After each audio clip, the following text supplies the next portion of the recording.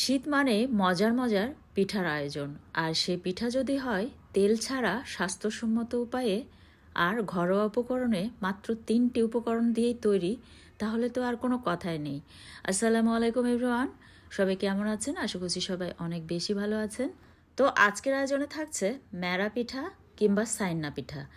এক এক অঞ্চলে কিন্তু এই পিঠাটিকে এক এক নামে ডাকা হয়, তবে যে নামে ডাকা হোক না কেন এটা খেতে কিন্তু ভীষণ মজার। এই পিঠাটি কিন্তু ভীষণ মজার, যারা খেয়েছেন তারা তো নিশ্চয়ই জানেন, আর যারা খাননি তারা অবশ্যই রেসিপি দেখে একবার বানিয়ে খেয়ে দেখবেন। আমার বিশ্বাস একবার খেলে বারবার খাবেন, এতটাই মজার। তো রেসিপি ভালো লাগলে পেজ ফলো করে সাথে থাকবেন, আর ভিডিওতে একটি লাইক দিতে ভুলবেন না। আর পরিবার পরিজনদের মাঝে ভিডিওটি অবশ্যই বেশি বেশি শেয়ার করে দেবেন। ভিউয়ার্স, আমি কিন্তু অফ ক্যামেরায় চুলায় একটা হাঁড়িতে প্রায় 1 কেজির মতো পানির সঙ্গে আমি 2 কাপের মতো খেজুরের গুড় অ্যাড করেছিলাম, আর সেটাকে কিন্তু জাল করে প্রায় 3 কাপের মতো করে নিয়েছি। তারপরে এর সাথে অ্যাড করে দিয়েছি নারকেল। আর নারকেলটাকে কিন্তু অবশ্যই এভাবে পিস পিস করে কেটে নিতে হবে। আর এই পিস পিস করে কেটে নেওয়ার কারণে কিন্তু পিঠাগুলি যখন খাবেন আর দাঁতে পড়বে তখন কিন্তু এই পিঠাটি ভীষণ মজার লাগবে। তো খুব ভালোভাবে জাল করে নিয়ে যখন সুন্দরভাবে একটি বলক চলে আসবে, ঠিক সেই পর্যায়ে অ্যাড করে দিতে হবে শুকনো চালের গুঁড়ি। আপনারা চাইলে ভিজা চালের গুঁড়িটাও অ্যাড করে নিতে পারেন, তবে সেক্ষেত্রে গুঁড়ির পরিমাণটা একটু বেশি লাগতে পারে।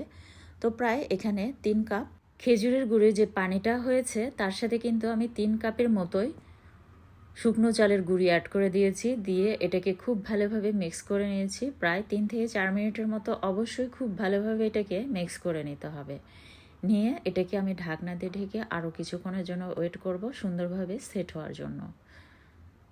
তারপরে আমি প্রায় 3 মিনিটের মতো এটাকে ঢাকনা দিয়ে ঢেকে রেখে দিয়েছিলাম। তারপরে যখন সুন্দরভাবে চাউলের গুঁড়ি সিদ্ধ হয়ে গিয়েছে তখন একটা বড় প্লেটে এভাবে ঢেলে নিয়েছি। তারপরে এটাকে একটু ঠান্ডা করে নেব, আর এভাবে আমি এটাকে ছড়িয়ে দিচ্ছি। একটু ঠান্ডা হয়ে যাওয়ার পর তারপর হাত দিয়ে এটাকে খুব ভালোভাবে মথে নিতে হবে। আর এই কাজটি কিন্তু অবশ্যই খুব ভালোভাবে মথে নিতে হবে। নিয়ে আমি এই ধরুন 3-4টির মতো ছোট ছোট ডো বানিয়েছি। খুব ভালোভাবে মথে নিয়ে তারপর আমি পিঠাগুলি বানিয়ে নিচ্ছি। দেখতে পাচ্ছেন বানানোটা একদমই সহজ। ছোট ছোট আগে লেচি কেটে নিতে হবে, নিয়ে তারপরে হাত দিয়ে ঘুরিয়ে ঘুরিয়ে এভাবে শেপ করে নিতে হবে। আর আপনারা চাইলে যে কোনো শেপের করে নিতে পারেন আপনাদের পছন্দ মতো। আর খুব অল্প সময় কিন্তু এই পিঠাগুলি অনেকগুলি বানিয়ে নেওয়া যায়, আর খেতেও কিন্তু ভীষণ মজার। তো সবগুলি পিঠা কিন্তু আমি ঠিক একইভাবে বানিয়ে নিয়েছি। আর আপনাদের কাছে যদি এরকম শেপ দেওয়া কঠিন মনে হয় সেক্ষেত্রে আপনারা গোল শেপের কিংবা যে কোনো শেপ দিয়ে কিন্তু বানিয়ে নিতে পারেন, কোনো সমস্যা নেই। আর ছোটো ছোটো এভাবে লেচি কেটে নিয়ে কিন্তু বানিয়ে নিয়েছি। সবগুলি বানিয়ে নেওয়া হয়ে গিয়েছে, দেখতে পারছেন।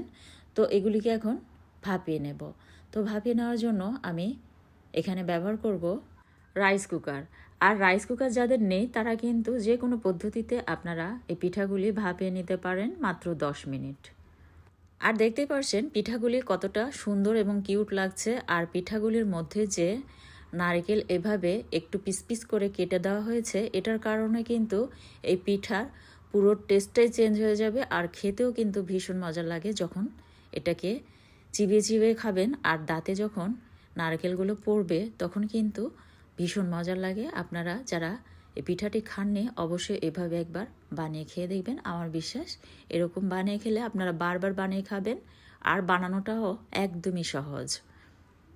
আর অনেকে নারকেল কোড়া দিয়ে কিন্তু এটাকে বানিয়ে নিয়ে থাকেন। তো নারকেল না করে আপনারা কিন্তু এভাবে একটু পিস পিস করে পিঠাগুলি বানিয়ে খেয়ে দেখবেন। আমার কাছে এটা বেশি মজার মনে হয়েছে। তো সবগুলি পিঠা দিয়ে আমি কিন্তু 10 মিনিটের মতো ভাপিয়ে নিয়েছি। তো 10 মিনিট পর ফিরে এসে আমি রাইস কুকারের ঢাকনাটা খুলে এখন পিঠাগুলিকে ঢেলে নেব। আর পিঠাগুলি কিন্তু আমি 2 ব্যাচে ঠিক একইভাবে ভাপিয়ে নিয়েছি। আর এই পিঠাগুলি কিন্তু ঠান্ডা হয়ে যাওয়ার পর ভীষণ মজার লাগে। তো আগের দিন রাতে কিন্তু আমি এগুলিকে বানিয়ে রেখেছিলাম, আর পরের দিন সকালে কিন্তু সার্ভ করেছি। তো আমার ফেসবুক পেজ এবং ইউটিউব চ্যানেলে বিভিন্ন ধরনের পিঠার রেসিপি শেয়ার করা আছে, চাইলে সেগুলিও ট্রাই করতে পারেন। তো রেসিপি ভালো লাগলে পেজ ফলো করে সাথে থাকবেন, আর ইউটিউব চ্যানেল থেকে দেখে থাকলে সাবস্ক্রাইব করে সাপোর্ট করবেন। আর পরিবার পরিজনদের মাঝে ভিডিওটি বেশি বেশি শেয়ার করে দেবেন, কারণ আপনাদের একটি শেয়ার কিন্তু আমাকে সামনে এগিয়ে নিয়ে যেতে অনেকটাই সাহায্য করবে। আর ভিডিও নিচে কমেন্ট বক্সে অবশ্যই কমেন্ট করে জানাবেন আপনাদের পিঠা কেমন হয়েছিল। তো পরবর্তী রেসিপি দেখার আমন্ত্রণ জানিয়ে বিদায় নিচ্ছি। ধন্যবাদ সবাইকে।